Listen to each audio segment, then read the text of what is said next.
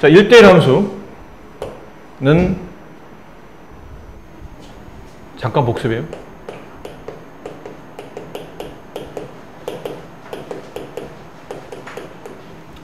정의를 꼭 기억해야 됩니다. 정의대로 시험에 출제할 수도 있기 때문에.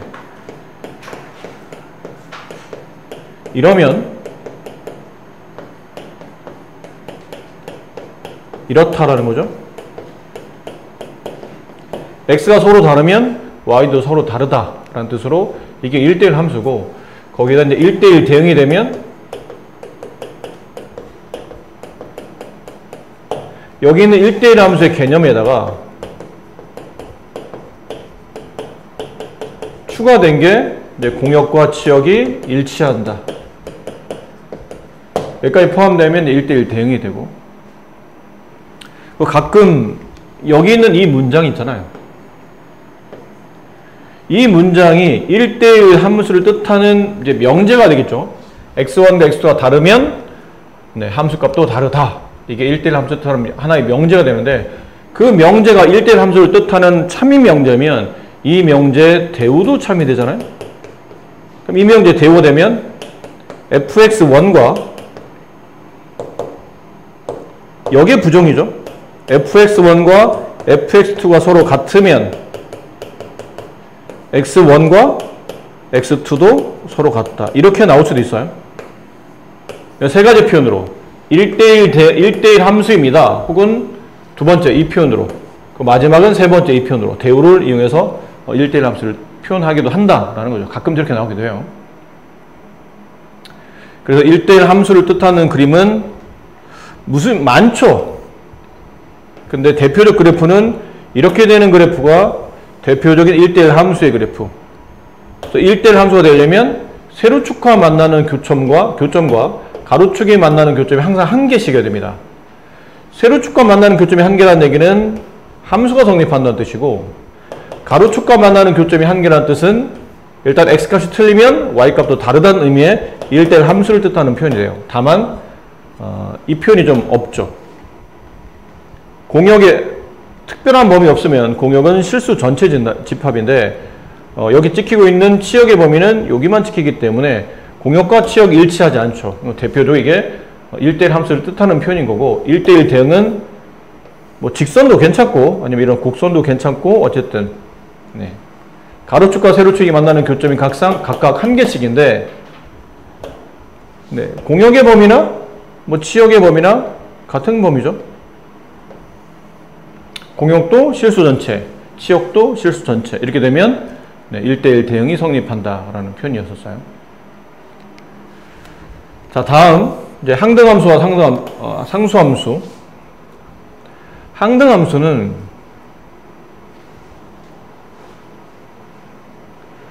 저번에 우리가 수업할 때 이게 함수를 이제 미팅 관계에 대한 설명으로 드렸잖아요. 그 항등함수는 뭐냐면, 뭐 현실에서는 좀 벌어지기는 어려운 일이죠.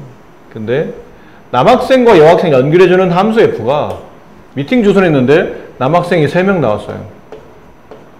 근데 여학생도 3명 나왔는데 알고 보니까 둘이 쌍둥이에요. 뭐 그런 느낌인 거죠.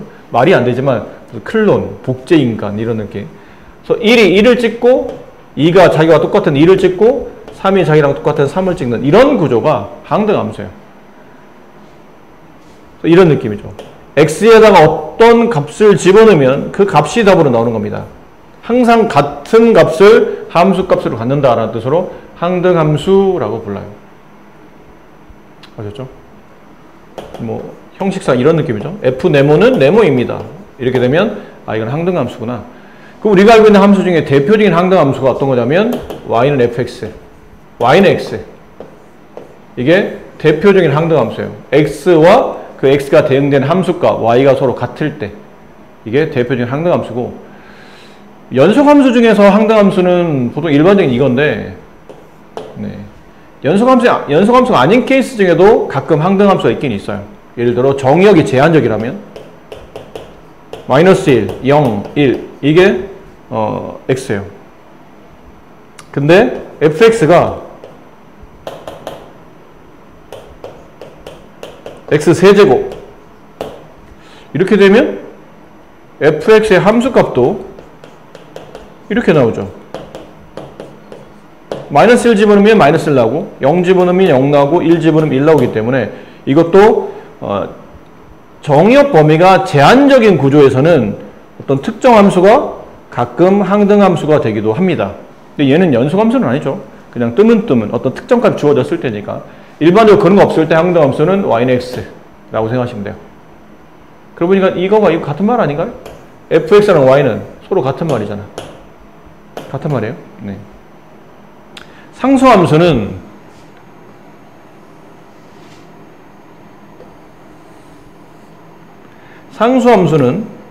쉽습니다. 남학생 1번, 2번, 3번 나왔는데 여학생은 A, B, C 몇 명인지 중요하지 않아요. 이게 나왔는데 남학생 1번이 여학생을 선택하려고 했더니 A를 선택해요. 2번도 A를 선택하고 3번도 A를 선택합니다. 모든 X가 하나의 함수값을 선택할 때, 뭐 책에서 한번 C라고 나왔죠? C. C도 괜찮고 K도 괜찮아요. 어쨌든 C는 상수라는 게 중요하죠. 하나의 값이에요. 모든 남학생이 한 명의 여학생을 찍는 겁니다. 뭐 어떻게 하겠습니까? 얘가 이쁜 걸 할 수 없잖아. 뭐 그럴 수도 있는 거예요. 잘못된 거 아니잖아. 이럴 수도 있어. 실제 미팅 가면 이런 일 꽤 많아요. 다 얘가 다 이상형 이런 느낌. 뭐 가끔 뭐 상수함수를 뭐 김태희 함수라고 부르기도 하고 예전에는 그랬었죠. 근데 요즘은 김태희가 누군지도 잘 모르는 애들이 많더라고. 자, 그러면 항등함수와 상수함수를 그래프를 그렸을 때 아까 1대1 함수와 1대1 대응도 그래프를 그리면 대략 이런 형태의 그래프를 갖습니다라고 말씀드렸잖아요. 항등함수를 그래프를 그리시오면 어떤 모양일까요? 네, 이거예요. 이거. y는 x 이거예요. 항등함수. 그럼 상수함수를 그래프를 그리면 여러분이 중학교 때 많이 보던 함수예요. 이거예요. 모든 x가 다 똑같은 함수값만 같을 때, 그래서 x축 평행한 직선, 보통 상수함수 그래프가 됩니다. 항등함수는 y는 x, 기울기 45도짜리 원점을 지나는 직선이라고 생각하시면 되죠. 그런 느낌이에요. 네. 여기 나왔죠. 아까 말한 대로 판별법, 뭐 위에 복잡하게 써져 있는데 1대1 대응 그래프의 판별법은 일단 세로축과 만나는 교점을 그려서 항상 한 개인지 확인해라. 왜? 함수인지 아닌지 먼저 따져봐야 되니까. 그렇다라고 되면 그 다음은 가로축과 만나는 교점이 항상 한 개인지 판단해라. 그렇다. 그러면 1대1 함수까지 성립하는 겁니다. 그 추가로 공역과 치역이 일치하는지 확인해라.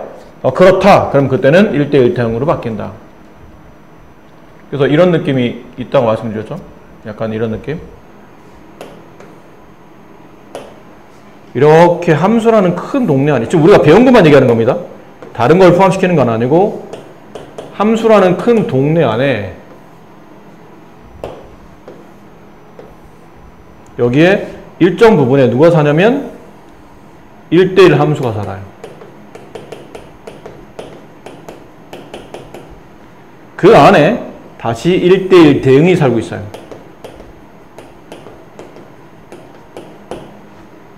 그 안에 다시 항등함수가 삽니다. 항등함수도 보세요. 전형적인 아까 봤지만 1대1 대응이잖아요. 근데 걔는 뭐까지 포함했어야 되냐면 x값과 y값이 같아야 됩니다 라는 의미까지 포함되다 보니까 이런 느낌이고, 상수함수는 이런 데 있다고 보시면 돼요. 함수 중에 1대1 함수에 포함되지 않는 함수, 상수함수 이런 거. 물론 여기는 이런 거 말고도 다른 함수도 있죠. 뭐 2차 함수 같은 그런, 예를 든다면 2차 함수 같은 경우도 1대1 함수는 아니죠. 이렇게 되어 있는 뭐 포물선 같은 거. 함수는 맞아요. 근데 1대1 함수는 아니야. 1대1 함수가 되려면 가로축과 만나는 교점이 한 개 돼야 되는데 얘는 두 개씩 만나잖아요. 그럼 x값이 서로 다른데도 불구하고 함수값이 똑같이 나오는 일이 발생하기 때문에 이건 1대1 함수일 수 없다. 뭐 상수함수, 2차 함수 뭐 이런 것들은 일반적으로 함수의 1대1 함수에 포함되지 않은 다른 구간에 놓여 있다라고 생각하시면 될 것 같아요. 원 자체는 함수가 아니고요.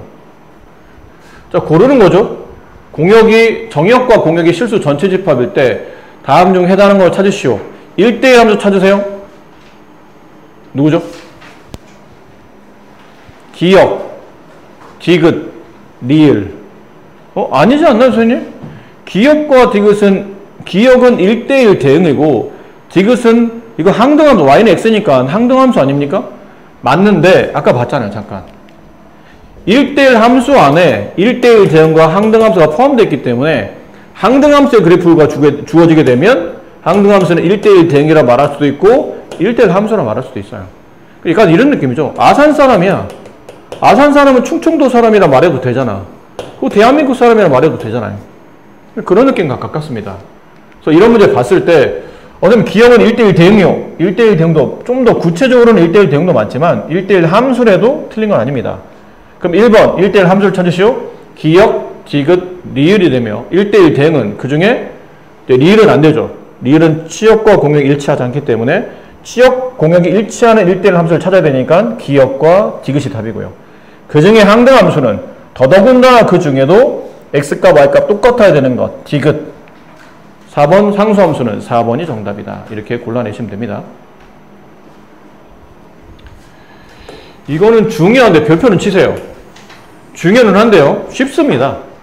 근데 교과서에 다 있다 보니까 꼭 이제 익히고 넘어가야 될 파트인데 x가 다음 같은 범위, y가 다음 같은 범위일 때 x에서 y로 함수가 1대1 되는 게 잘 봐. 잘 봐. x값의 범위가 제한적이에요. 마이너스 1부터 1까지만. 이 범위 안에 x가 나와야 되고 y값 범위도 제한적이에요. 가장 작은 게 0, 가장 큰 게 4. 그럼 결론은 내가 그리는 그래프는 이 안에서 다 나타나야 된다는 뜻이에요. 그러니까 이게 정의역의 범위. 얘가 정의역 범위. 정의역 범위.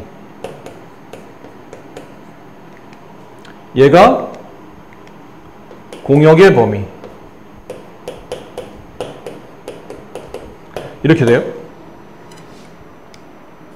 근데 x에서 y로 하는 함수인데 모양을 보니까 이게 일단 1차 함수형 되긴 해. 근데 이게 1차 함수이 아닌지 확인하려면 일단 a가 0이 아닌지 혹은 a가 0인지. a가 0일 수도 있잖아요. 지금 문제는 1차란 말이 없었으니까. 근데 a가 0이 되면 생각해봐요. a가 0이 돼요. 그럼 함수 fx가 b라는 상수값을 갖잖아. 상수함수는 1대1 함수가 아니죠. 당연히 1대1 대응도 아닙니다. 그러니까 이 경우는 문제에서 원하는 답이 아니라는 얘기죠. 그럼 a가 0이 아닐 테니까 그럼 둘 중에 하나겠네요. a가 양수이거나 아니면 a가 음수이거나. 그럼 봐. 이 구간, 저 구간 안에서 저 구간 그릴게요. 저 구간 안에서 a가 양수여야 돼요. 그럼 a가 양수면 이건 1차 함수 직선인데 기울기가 양이니까 오른쪽 위로 가겠죠. 그럼 정역 첫 범위부터 정역 끝 범위, 공역 첫 범위부터 공역 끝 범위까지 모두 그려지되 오른쪽 위로 가는 직선이 만들어지려면 당연히 이렇게 그려줘야 되겠죠. 안 그렇습니까? 그래야 정역 첫 범위부터 정역 끝 범위까지 치역도 공역과 일치하는 범위가 돼야 당연히 1대1 대응이 될 테니까요. 그러니까 이런 건 안 된다는 얘기예요. 이런 느낌은 안 된다는 얘기지. 직선은 직선인데 정형은 다 갖다 썼으면서 그렇죠? 정형은 다 갖다 썼잖아요. 근데 공역이 전체 범위가 다 돼, 치역이 요거밖에 안 나와서 공역과 치역이 다르지 않습니까? 그러면 1대1 대응은 성립하지 않는 거예요. 그러다 보니까 구조상 이게 성립하려면 이럴 수밖에 없다는 거죠. 그럼 여기는 점 찾으면 되죠? 마이너스 1,0. 여기 있는 점 1,4. 두 점을 지나는 직선. 그럼 두 점을 지나는 직선이니까 배운 대로 합시다. y에서 지나는 y좌표 빼주고 기울기 x의 증가량분의 y의 증가량에서 x좌표 빼주고 이렇게 되면 이제 ab 값이 나오겠죠. 두 번째, 이건 아니니까 지울게요. 두 번째는 이 범위 안에서 이번 a가 음수라는 거 아닙니까? 그럼 이번엔 이 끝점과 이 끝점을 이어서 이런 직선이 만들어져야 되겠죠. 개념은 동일할 테니까. 그럼 여기 있는 점의 좌표가 마이너스 1,4, 여기 있는 점의 좌표가 1,0. 이번엔 연립해서 풀어냅니다. a에 마이너스 4,1을 대입하게 되면 마이너스 a 플러스 b는 4. 그 다음 1,0을 대입하게 되면 a 플러스 b는 0. 뭐 이렇게 풀어도 되고, 그러니까 직선의 방정식, 두 점을 지나는 직선 풀어도 되고, 아니면 뭐 점을 대입해서 a, b에 대한 연립 방정식을 풀어도 괜찮고, 이렇게 해서 각각 a, b의 값을, 이런 케이스는 지금 a가 양인지 인지 구분이 안 됐기 때문에 답이 이제 두 가지로 나오겠죠. 여기서 답 a, b 하나, 여기서 a, b 하나, 답이 두 개 나올 겁니다. 그 문제가 중요는 하다고 했지만 문제 난이도가 높지는 않으니까 집에서 여러분이 해보시고, x가 다음과 같이 세 개의 원소를 가지고 x에서 x로의 함수죠. 그럼 이게 x에서 x로의 함수라는 것은 뭔가요? 그러면 정의역도 x고 공역도 x인 거예요.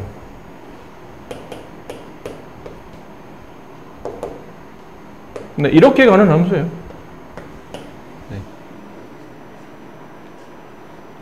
자, 근데 여기서 F는 1대1 대응, G는 항등함수, H는 상수함수, 이렇답니다.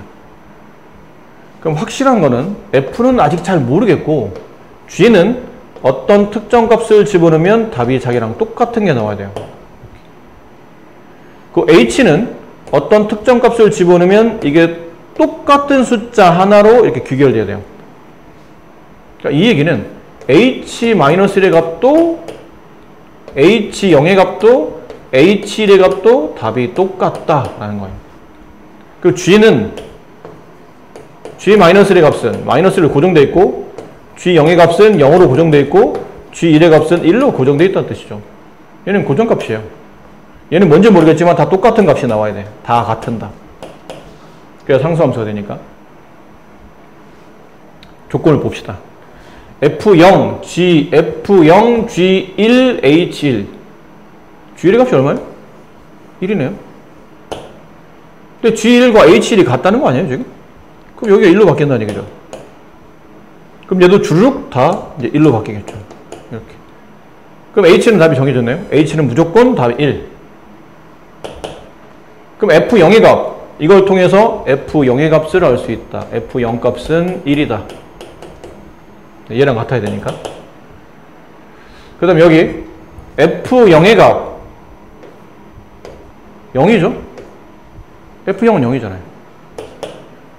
그럼 F1이 뭐든 간에 좌변은 0이 됐고 우변은 F-1. F- 값이 0이다. 이제 짝지어 주는 겁니다. F-1이 0이다. 마이너스는 0에 짝지어진다. 함수 F에서 0은 1에 짝지어진다. 근데 함수 F는 1대1 대응이라고 그러지 않았나요? 그럼 나머지 일은 얘네가 찍은 선택된 치역 말고 다른 값을 찍어야죠. 이렇게 되겠네요. 문제 F1의 값. F1의 값은 마이너스 1이에요. G-1의 값 맞죠? 글씨가 안 보이네요. G-1의 값은 따라서 마이너스 1. H0의 값은 아까 여기 나왔었죠? H 뭐든 간에 답은 다 1로 바뀐다. 이거 다 더하라. 없어지고 정답 마이너스 1. 네.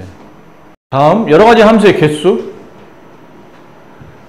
함수의 개수는 중복순열, 그 다음에 1대1 함수의 개수는 순열, 1대1 대응은 계승, 그 다음에 상수함수는 뭐 치역의 범위와 공역의 범위가 상수함수의 개수가 된다는 건데, 아직 여러분 중복순열을 안 배웠기 때문에 뭐 이런 느낌 보시면 됩니다. 함수 F가 정의역 X가 1, 2, 3이에요. Y가 A, B, C, D라고 합시다. 함수 F가 X에서 Y로 가요. 물어봅니다. 함수가 되는 경우는 어쨌든 X값 하나가 Y값 하나를 무조건 선택해야 되죠. 이거 1한테 물어봐요. 야, 너 혹시 네가 선택할 수 있는 경우의 수가 몇 가지니? 그랬더니 4개 중에 하나 찍으면 되죠. 4가지. 2번한테 물어봐요. 야, 너는 네가 선택할 수 있는 경우가 뭐니? 그랬더니 4개 중에 하나예요. 그냥 함수일 때는 C도 4개 중에 하나. 그럼 함수가 되려면 1이 무조건 경우의 수 4개를 선택해야 되고, 얘도 4가지, 얘도 4가지, 모두 다 하나씩은 경우의 수가 선택되는 거니까 곱의 개념이죠. 4 곱하기 4. 요건 4의 세제곱. 쓰고 나서 보니까 이게 거듭제곱편인데 이 4의 뜻은 공역의 개수입니다. 3의 개수는 정역의 개수죠. 이렇게 표현되어 있는 거예요. 공역 개수 정역 개수만큼 거듭 제곱된다. 뭐 굳이 한글로 쓰면 공역이 및 정역이 지수 이렇게 표현되어 있는 수학적 이제 개념이라는 거죠. 그 다음에 1대1 함수 1대1 함수는 여기는 이런한테 이제 다시 물어봐요. 야, 이번에는 친구가 찍은 여학생은 선택하지 않는 걸로 하자. 순서를 굳이 매긴다면 1번, 2번, 3번이 이제 가위바위보 해서 이겼어요. 이 순서대로 찍기로 해요. 그럼 1이 선택할 수 있는 경우의 수는 처음에 있는 4가지. 그 다음 2가 선택할 수 있는 거는 1이 선택한 경우로 빼고 남는 나머지는 3가지.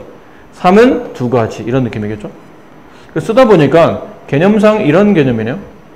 서로 다른 4개의 공역 원소 중에 뽑았던 원소 또 뽑지 않고 3개의 공역 원소를 선택을 해서 그 3개를 순서 있게 일렬로 배열하는 거죠. 야, 너 누구한테 갈래? 4개 중에 3개 뽑아놓고 얘가 찍는 것, 그 다음은 얘가 찍는 것, 그 다음 뭐 예를 들어 얘가 찍는 이런 식으로 이제 선택의 경우를 나눠주는 겁니다. 하다 보니까 이게 우리가 배웠던 순열이잖아요. 서로 다른 n개를 중복 없이 r개를 선택하여 그 r개를 일렬로 배열하는 케이스 순열 이렇게 돼요. 그래서 공역 어디 쓰는 거냐면 함수의 개수 전체를 구할 때는 이런 개념을 쓴다면 1대1 함수를 구할 때는 공역 P 정의역 이런 느낌의 순열의 개념이 적용된다라는 거죠. 근데 이제 1대1 대응일 때는 이게 인원이 맞아야 되잖아요. 1대1 대응 자체는 공역과 치역이 일치해야 되기 때문에 정의역의 일수가 공역 개수하고 똑같아야 돼요. 이런 거 말이 안 된다. 처음부터 이건 1대1 대응이 성립할 수 없는 구조니까 이렇게 찍어놓고 나서 보니까 경우의 수가 난 3명 중에 1명, 난 2명 중에 1명, 나는 선택이 없네. 남아있는 1명 중에 1명. 서로 다른 3개 중에 중복 없이 3개를 선택하여 그 3개를 일렬로 배열? 개념상 3p3이죠. 근데 이걸 우리가 배웠잖아요. 3팩토리얼 계승으로 쓰겠다. 그렇죠. 이건 뭐 공역, 팩토리얼, 정의역, 팩토리얼, 치역, 팩토리얼 뭐 상관없어요. 어차피 똑같은 숫자일 테니까. 상수함수의 개수는 자 상수함수의 개수는 여기는 남학생이 전부 다 한 명의 여학생만 찍는 거죠. 근데 그 상황이 몇 가지냐 묻는 거잖아요. 1, 2, 3이 모두 다 한꺼번에 다 A로 갈 수 있을 테고 아니면 한꺼번에 다 B로 갈 수도 있고 아니면 한꺼번에 다 C로 갈 수도 있고 경우의 수는 공역 개수만큼 경우의 수가 발생하죠. 그래서 상수함수의 개수는 공역의 개수 그렇다라는 거죠. 이런 케이스는 상수함수가 될 수 있는 케이스는 fx가 a인 케이스, fx가 b인 케이스, fx가 c인 케이스 총 3가지 케이스가 발생한다 라는 겁니다. 자, 2번 함수의 대소가 정해진 함수의 대소가 정해져 있는 함수의 개수를 구할 때는 조합이라고 생각하시면 돼요. 자, 이건 무슨 말인지 예를 들어봅시다. x가 1, 2, 3 y가 이거는 대소가 정해져야 되니까 숫자 크기가 이왕이면 나와 있어야 되겠죠. 그래서 1, 2, 3, 4, 5 이렇게 됐다고 칩시다. x에서 y로 하는 함수예요. 근데 문제가 저런 말이 나와요. x1보다 x2가 크면 fx1보다 fx2가 큽니다. 이렇게 돼 있어요. 이거를 수학적으로 우리가 뭐라 부르죠? 증가함수라고 부르죠. x값이 커지면 함수값도 커진다. x가 증가하면 y도 증가한다. 이게 증가함수의 개념이죠. 그럼 반대로 이렇게 부등호가 이렇게 반대로 바뀌면 그때는 감소함수죠. 뭐 x가 커지면 반대로 함수값이 작아진다는 뜻이니까 증가함수이거나 감소함수 같은 그런 규칙성이 나왔을 때요. 그럴 때는 이 함수의 개수는 조합으로 계산하시면 됩니다. 왜죠? 잘 봐. 잘 보세요. 아까 위에 썼던 이 개념을 갖고 그냥 이렇게 x값이 커지면 함수값도 커집니다. 이걸 만족하는 함수의 개수가 몇 개입니까? 그러면 개념상 이렇게 하면 돼요. 서로 다른 5개의 공용 원소 중에 순서가 커지면 커져야 되기 때문에 같은 건 없어요. x가 커지면 y도 커져야 되는 거지 같은 건 존재하지 않기 때문에 같은 원소를 2번 뽑는 중복은 없는 겁니다. 그리고 각각 1, 2, 3이 가지고 있는 원소 3개를 선택해 줘야 돼요. 공용 중에서. 근데 이제 남은 건 이쪽이 중요하죠. 남아있는 건 배열의 상태인데 일렬 배열하지 않습니다. 정확히 말하면 순서가 정해져 있는 거예요. 순서가 정해져 있는 겁니다. 그러면 결국 뭐만 하면 되냐면 뽑기만 하면 된다는 뜻이에요. 자, 보세요. 지금 말했던 이 개념이 성립하는 함수의 개수를 구하시오. 그러면 예를 든 거야. 답부터 써놓을게요. 5C3이에요. 서로 다른 5개의 공용 원소 중에 3개를 뽑아만 두면 돼. 그러면 이 개념이 성립하는 증가함수 혹은 감소함수가 성립되는 함수의 개수가 나온다는 얘기죠. 근데 이게 왜 5C3인가요? 그러면 서로 다른 5개 공용 원소 중에 여기 1, 2, 3이 가져갈 공용 원소 3개를 선택합니다. 그럼 아무거나 무작위로 얘를 선택했다고 칩시다. 이 5개 중에 3개 선택하는 경우는 요 1, 2, 3, 4, 5 중에 2, 4, 5를 선택할 수도 있겠죠. 근데 그 다음부터 이걸 배열을 할 때 1이 가져갈 수 있는 게 뭐 2도 되고 4도 되고 5도 되고 뭐 2가 또 선택할 수 있는 게 뭐 여러 가지가 될 수 있다면 배열의 경우에 서 우리가 고민을 해야 되잖아. 근데 이건 배열할 필요가 없는 겁니다. 왜죠? x값이 가장 작은 게 1인데 1이 가장 작은 함수값을 가질 수밖에 없는 조건이거든요. 2가 그 다음 값 3이 가장 큰 x값 그러면 함수값도 가장 큰 겁니다. 그 순서가 정해져 있는 거예요. 이렇게 순서가 정해서 나온다는 얘기죠. 이 개념을 만족하려면 결론은 내가 배열할 수 없다는 뜻이죠. 배열을 하면 순열이잖아. 배웠잖아요. 여러분 시험범위 있어서. 배열하면 순열인데 배열할 수 없으면 조합이에요. 그냥 뽑기만 하는 거. 이거 뽑아만 두면 지가 알아서 자리를 찾아가기 때문에 내한테 배열할 권리가 없는 겁니다. 결론은 뽑기만 한다. 여기까지. 그렇죠? 그래서 조합의 개념. 뭐 굳이 위에 있는 것처럼 한글로 쓰자면 얘는 공역, C, 정의역. 네, 이런 느낌으로 증가나 감소함수처럼 순서가 매겨져 있는 순열은 기본적으로 조합의 개념이 적용된다라는 거죠. 물론 5C3, 5C2로 계산하는 게 훨씬 편합니다. 개념은 이거지만 계산이 이게 더 편하니까 이걸로 계산하시면 되겠죠. 20가지 중에 2로 나누면 10가지가 정답이다. 이런 표현이. 그러니까 문제 자체가 일반화가 되기 때문에 그냥 공식에 잘 적용하면 됩니다. x에서 y로의 함수의 개수를 구하시오. 함수 개수는 공역 개수의 정역 개수를 거듭 제곱한다. 네, 125. x에서 y로의 1대1 함수는 순열의 개념이다. 순열이니까 공역 p 정역. 이건 이렇게 바꾸면 안 되죠. 또 괜히 이상한 짓 하지 마라. 이거랑 틀리다 답이. 그냥 이걸로 계산하셔야 되는 겁니다. 상수함수의 개수는 치역의 개수 5개. 네, 이렇게 되는 거겠죠.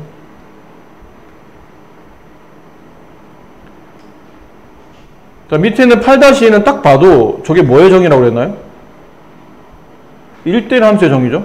이거는 순열로 문제를 푸는 뜻이에요. 순열로 문제를 푸시오 라는 뜻이었고, 여기 있는 거 두 집합 x, y에 대해서 다음이 성립한다. 증가함수네요.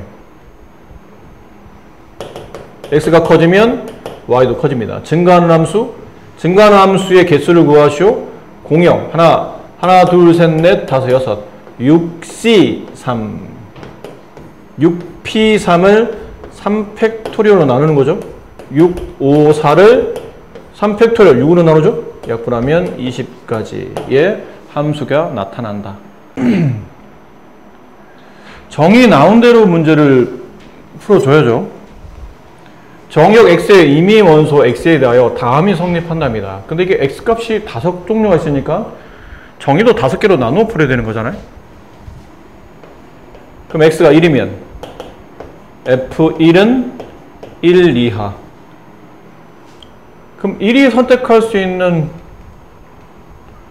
1, 2, 3, 4, 5 1, 2, 3, 4, 5 정역 x에서 공역 x로 가는 x에서 x로 가는 함수.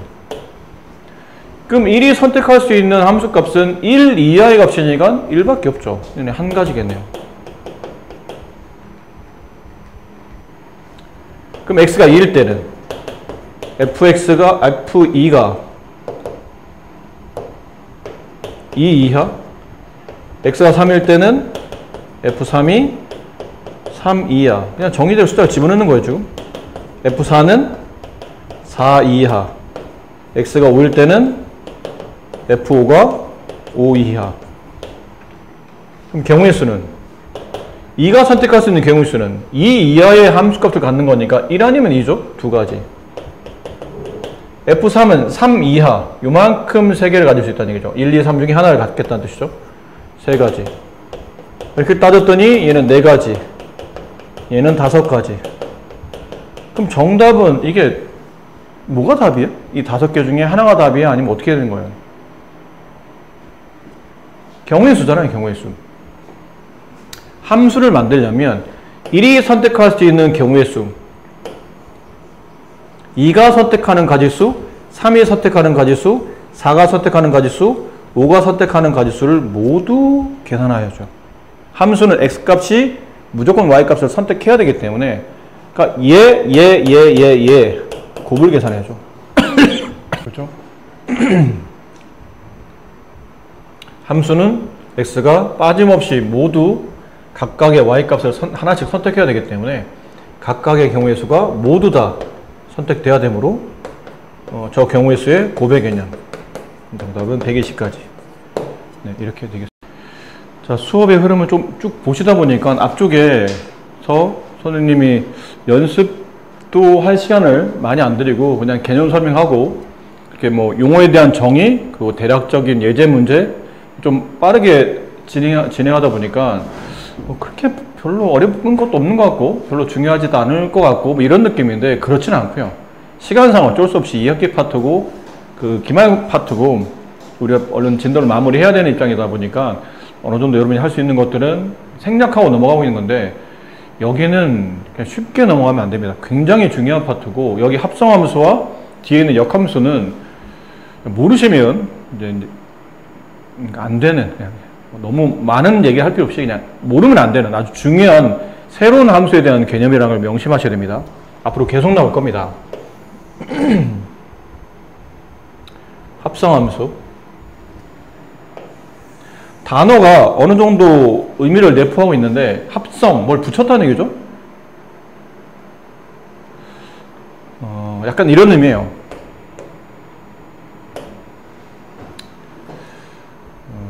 그림이 그려져 있지만 새롭게 한 번만 다시 그릴게요. 여기 x가 있고 x가 함수 f를 통해서 y한테 갑니다. 근데 예를 들어 여기 a라는 원수가 있었다고 칩시다. 여기 1이라는 원수가 있었어요. 여기서 알 수 있는 거는 a가 1에 대응되기 때문에 fa가 1임을 알 수 있죠. 바꿀까? 이걸 1로 하고 이걸 a로 하고 f1이 a라는 걸 알 수 있어요. 약간 느낌이 이런 거지. 1이 f를 통해서 a한테 뭐라고 말하냐면 나 너 좋아해 라고 얘기하는 거예요. 나 널 찍었어. 나 너 좋아해. 그랬더니 a가 좋아하죠? 그래? 정말 네가 나 좋아한다고? 그러니까 얘는 1은 뭐라고만 전달했냐면 나 너 좋아해. 나 너 좋아해. 이 얘기만 한 거예요. 근데 알고 보니까 이게 끝이 아니었던 거야. 또 다른 연결고리로 그 얘기 1이 그래. 나 너 좋아해. 그랬더니 A가 아 정말 그러는데 그 얘기를 알파한테 전해줘. 이런 지가 직접 얘기하지. 결론은 Y가 중간 다리 역할을 하는 겁니다. 그럼 이쪽에서 여기서는 이게 성립했었죠?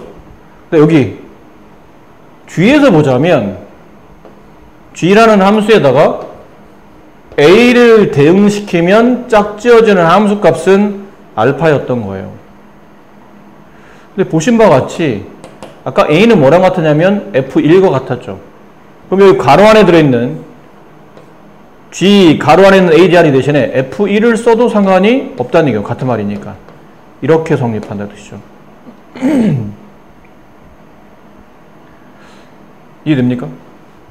그럼 함수 F에서는 여기 있는 X가 정의역이에요. 함수 F에서는 그렇다는 거죠. 그 Y는 공역입니다. 근데 함수 G에서는 Y가 다시 정의역이 됩니다. 그리고 함수 G를 거쳐서 여기는 Z가 함수 G의 공역이 되는 거죠. 그럼 Y는 함수 F에서는 공역인데 함수 G에서는 정역이 되는 아까 말한 대로 중간에 다리 역할을 하는 거예요. 근데 이런 구조였는데 중간에 있던 Y가 혹은 A가 짜증나는 거죠. 야, 니 일은 니가 좀 알아서 해. 왜 나한테 시키는 거야? 알겠어? 그럼 직접 Y를 거치지 않고 1이 알파한테 나 너 좋아해를 시전하는 겁니다. 그 그림을 그린 거예요. 그럼 중간 과정 없이 알았어? 그럼 내가 직접 얘기할게. X 여기 Z 1이 알파한테 이렇게 직접적으로 나눠 조회를 하고 있는 거죠. 그럼 이랬을 때 여기가 정의역 얘가 공역이 되는 새로운 함수가 필요했던 거예요. 그 새로운 함수를 뭐라고 정의할 거냐면 G 합성 F 이 개념에서 뭐가 성립하냐면 합성함수라는 개념이 성립해요. 얘는 표기법이 좀 불편하게 무슨 연산처럼 붙어있는 것처럼 보이는데 붙어있어서 뭐 두 개의 함수를 나타내는 것처럼 보이지만 실제로는 그렇잖아요. 이게 하나의 함수예요. 이제 앞으로는 이 G 합성 F라는 게 하나의 함수가 되고 G 합성 F에다가 1을 대응시키면 이게 하나의 함수다. 두 개가 아니에요. 저 G 합성 F라는 데다가 1을 대응시키면 그 결과는 F가 됩니다. 이렇게 정의하기로 약속하는 함수. 이거를 합성 함수라고 부릅니다. 아셨습니까? 네. 중간 과정 없이 아까는 다리 역할을 해줬는데 이제는 그 다리 역할 없이 직접 가는 함수. 이 직접 가는 노란색 함수. 이 노란색 함수를 네, 앞으로는 G 합성 F라고 부르며 저기 동그라미를 어떤 선생님은 뭐 이게 동그라미라 서클이라고도 하고 뭐 점처럼 보여서 DOT 닷 근데 닷 우리나라 발음상 닷은 좀 애들이 잘 못 알아들으니까 도트 이러겠죠? 닷 도트라고도 해요. 어떤 선생님들은 그러니까 서클 뭐 도트 근데 나는 그냥 영어 쓰기 좀 그래서 G 합성 F라고 그냥 합성이라는 말을 씁니다. 그런 의미로 쓰인다. 근데 쓰고 나서 보니까 근데 보세요. 여기 그럼 결국은 이 말이나 이 말은 결과적으로 같은 말인데 어쨌든 1이 대응돼서 나온 함수값이라는 뜻으로 그럼 쓰면 G 합성 F 여기 표현상 그냥 이거 따라 쓸게요. 1 이렇게 되어 있는 표현과 G 여기 왼쪽 거 F1 그렇잖아요. 알파라는 값은 두 군데서 나오거든요. 이거를 계산해도 알파가 되고 이거를 계산해도 알파가 되니까 그럼 같은 의미인데 왼쪽 거는 합성함수의 표기법이라고 생각하시면 돼요. 다 표기는 이걸로 되어 있습니다.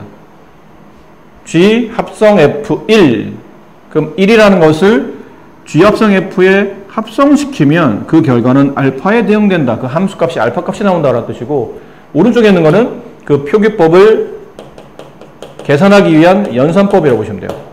연산법. 그럼 표기를 연산으로 바꿀 때는 G 합성 Fx 얘를 표기법을 계산하려면 연산법 필요하잖아요. 연산하려면 여기는 합성 기호를 지우고 여기다가 이렇게 뒤쪽에다가 가로를 쳐준다고 보시면 돼요.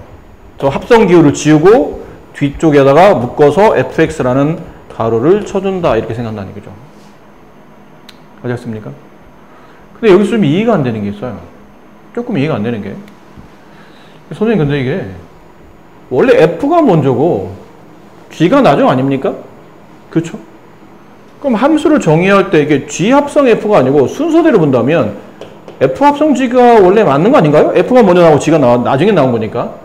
그런 것처럼 보이는데 저렇게 순서를 f가 먼저 나오고 g가 먼저 나왔음에도 그 합성함수의 기호를 쓸 때 나중에 나온 g를 먼저 써놓는 이유가 이것 때문이에요. 표기법 때문에 그런 게 아니고 연산법 때문에 그래요. 이 표기를 연산법 바꿨더니 여기는 1이 누군가 대응되고 그 대응된 값을 다시 보내야 되는 거거든요.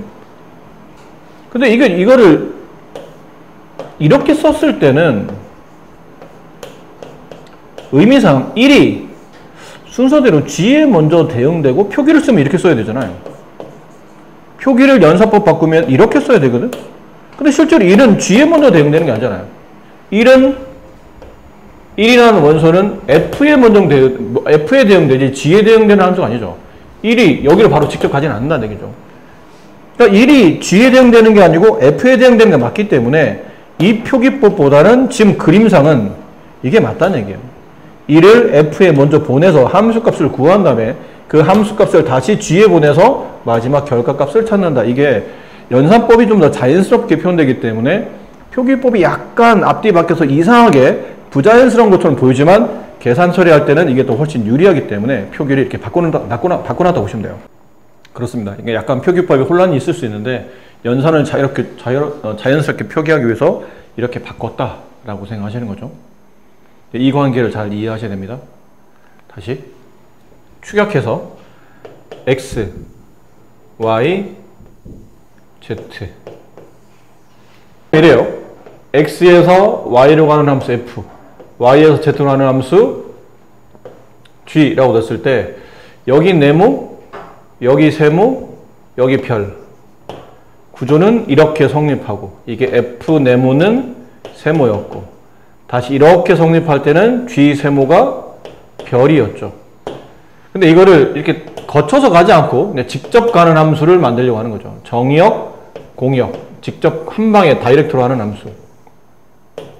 얘를 정의할 때 g 합성 f라고 정의하고 여기 있던 네모가 결론은 별한테 직접 대응되는 이 관계, 얘를 g 표기법상은 g 합성 f 네모를 지금 정의역에다 대응시키는 거니까요. 그러면 별이라는 함수값이 나온다라는 표현이었고 얘를 연산 처리하게 되면 g 가로 f 네모값 f 네모의 함수를 구한 다음에 그 함수를 다시 g에다 대응시키는 겁니다. 그러면 별이 된다. 자, 이런 구조로 만들어지는 게 합성함수다. 앞으로는 이제 자주 쓰일 기호고 g 합성 fx를 줄이면 그냥 이렇게 g 동그라미 f 이런 느낌으로 간단하게 축약된 약식된 기호로 쓰기도 합니다. 그리고요. 네. 밑에 보면 이제 성질 나오죠.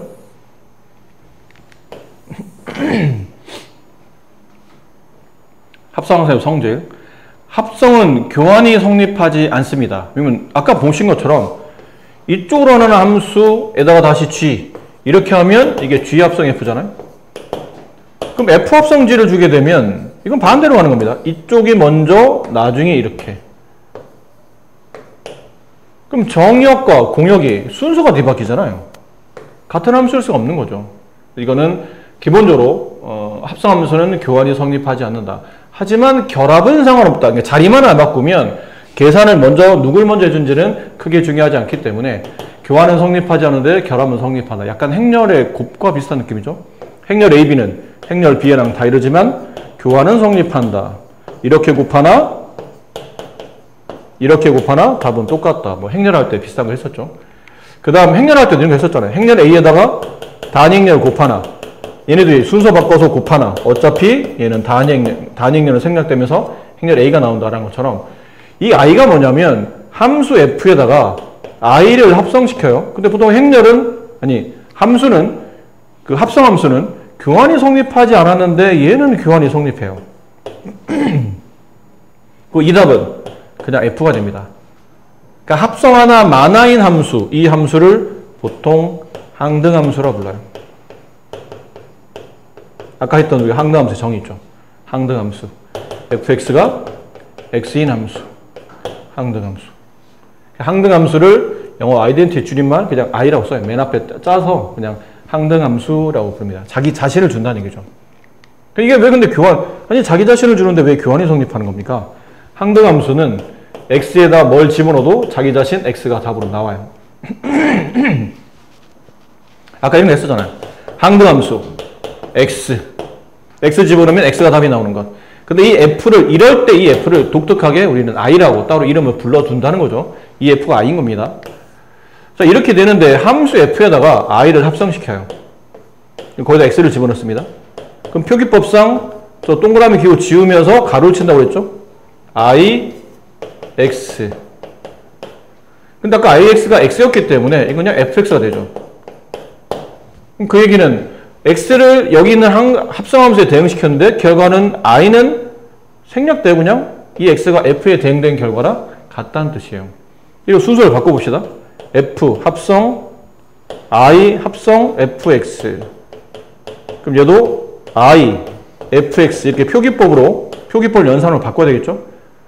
근데 항등함수 i는 그 안에 뭐가 들어오면 그 들어온 게 답이 돼요. 이렇게 함수에 가로 안에 뭔가 대응되면 그 대응된 값이 결과값으로 답이 똑같다는 얘기죠.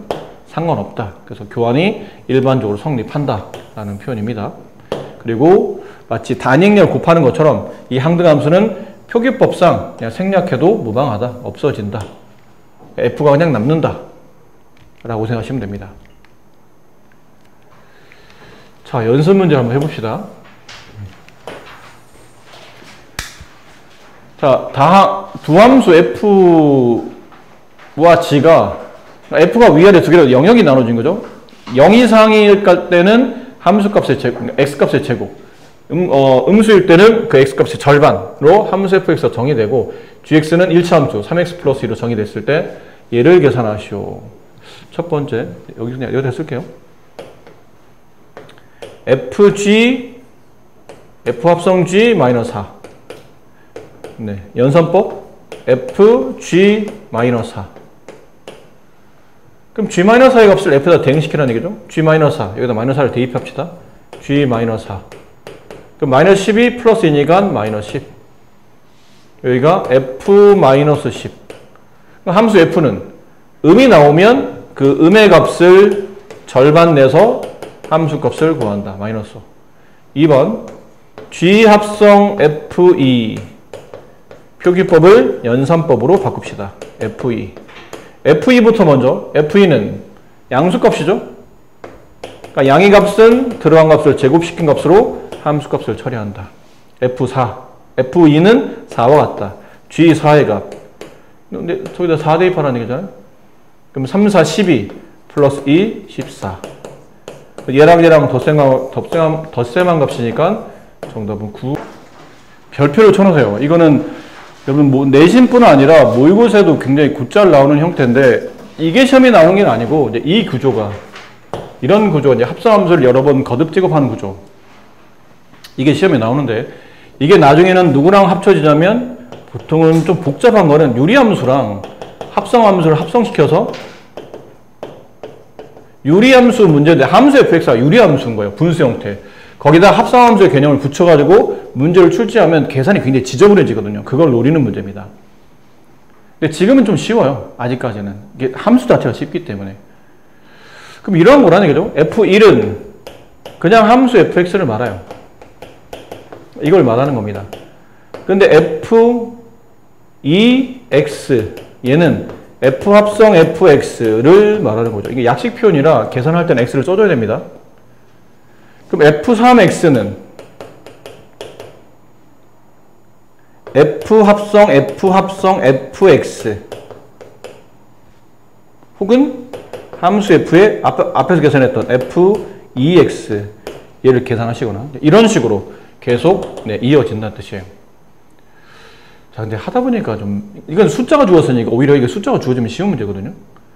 어차피 100으로 어차피 100집으로 계산을 계속 할 거잖아요. 그럼 F100을 먼저 구해요. 그럼 이 값이 100-2, 98이 되는 거죠. 그럼 F200은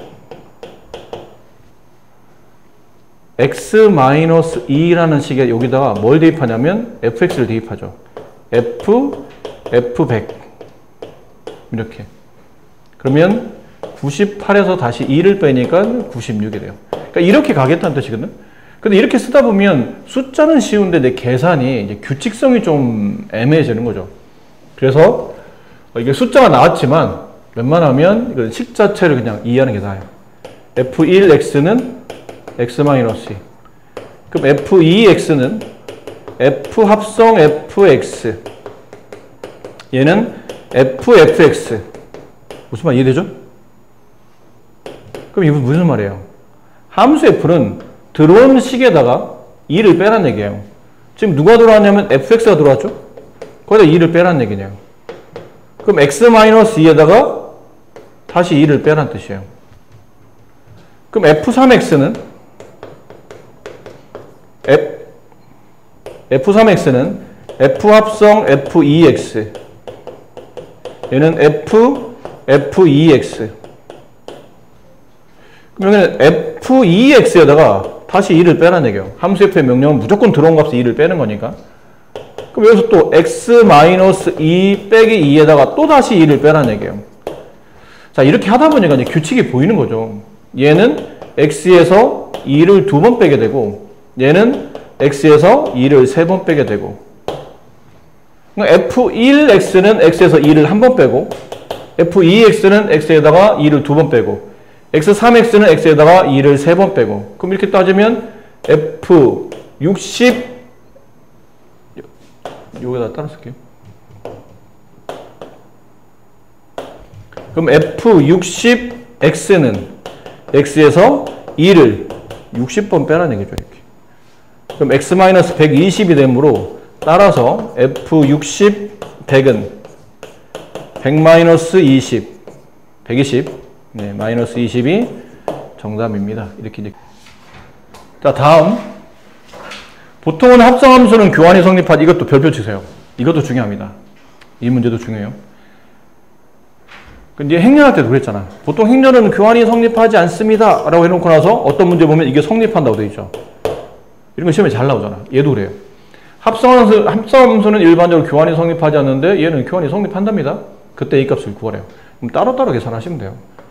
F합성 G 연산하려면 책에는 없지만 이렇게 써놔야 된다고 그랬죠. 그래서 얘를 F합성 GX를 연산 처리법으로 G합성 F라고 써져 있지만 뒤에 갖다 X 붙이셔야 돼요.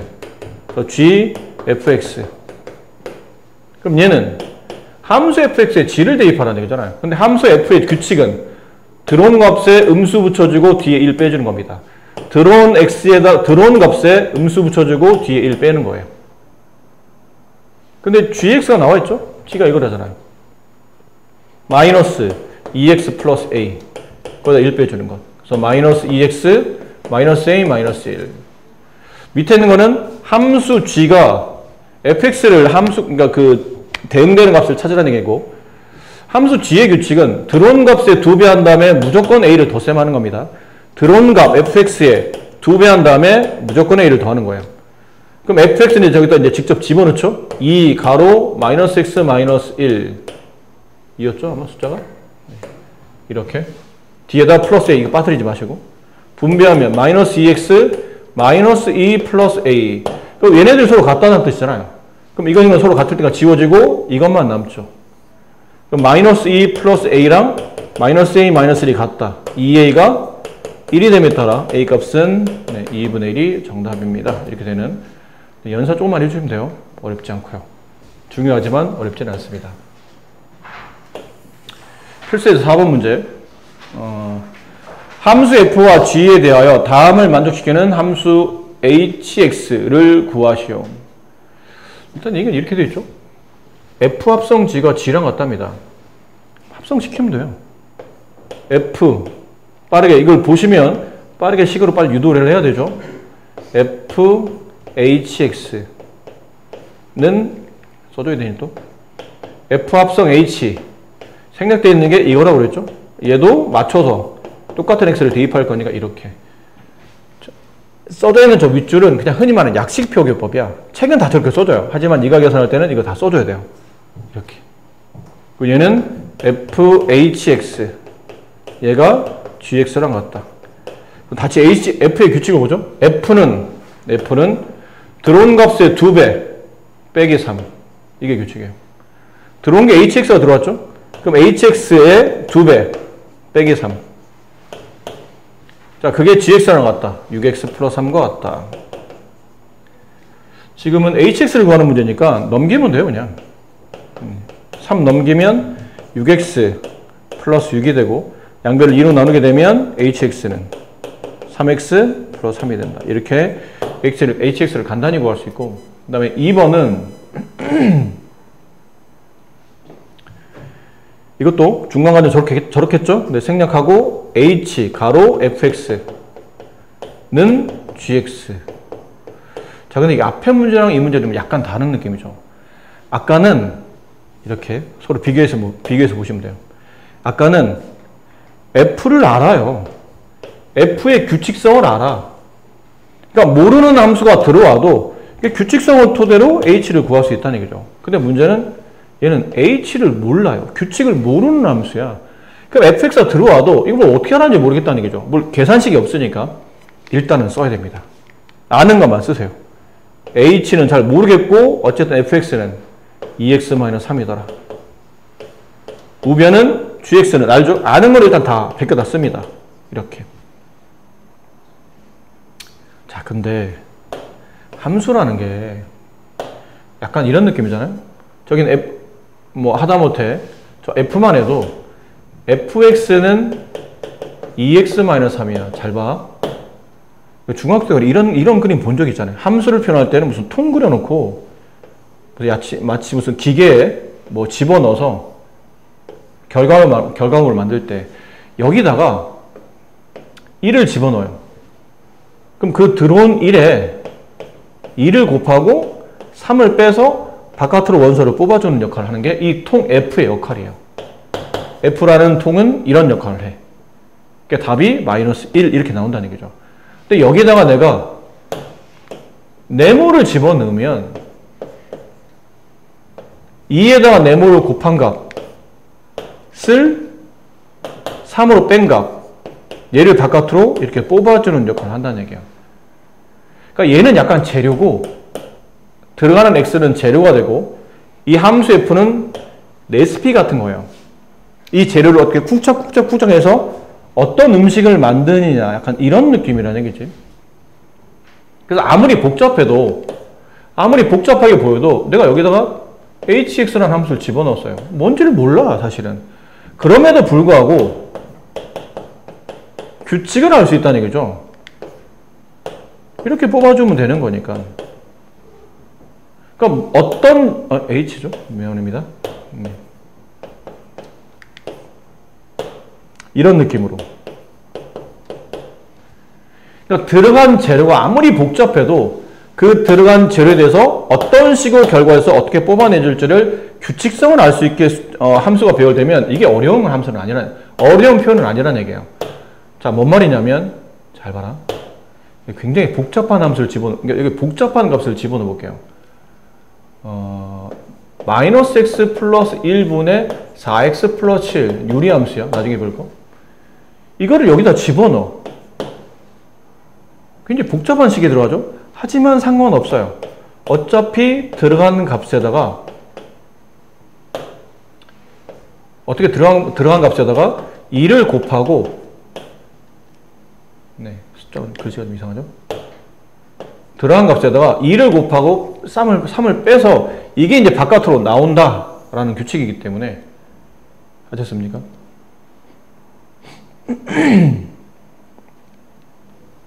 그런데 h는 잘 봐. h라는 함수는 규칙성을 모르겠어요. 이 통이 도대체 무슨 역할을 하는지 모르겠다는 얘기야. 그러니까 들어간 게 2x-3이 들어가요. 근데 만약에 이런 결과로 나온 게 2x-3의 제곱 플러스 5 x 마이너스 3 플러스 6 만약 이렇게 나왔다고 쳐봐. 그럼 이 함수의 규칙은 뭘까요 도대체? h의 규칙은 뭐니? hx는 규칙이 잘못 썼네. 이걸 바꿀게요. x-3으로 미안합니다. 숫자를 잘못 봤어요. x-3이 들어와요. 그럼 바깥으로 이걸 뽑아줘. 이렇게 뽑아내. 근데 규칙이 눈에 보이죠? 얘는 들어온 x-3을 이렇게 하겠다는 얘기예요. 제곱시키고 x가 들어오면 그 들어온 값을 제곱시키고 그 앞에다 2를 곱해주고 그 들어온 값에다 5를 곱한 다음에 6을 더하는구나. 이게 H의 규칙이에요. 무슨 말인지 알겠죠? 그러니까 재료가 어떻게 쓰이고 있는지를 결과식에서 유추할 수 있게 되면 아무리 복잡한 게 들어오고 그 결과가 복잡한 것처럼 보여도 재료 자체가 어떻게 쓰이고 있는지를 알고 있는 레시피면 그 레시피를 공개할 수 있다는 얘기예요. 근데 얘는 문제가 뭐예요? 얘는 문제가 들어오는 거는 2x-3이 들어왔어요. 근데 도대체 무슨 과정을 거쳐서 답이 이렇게 됐는지를 모르겠다는 얘기죠.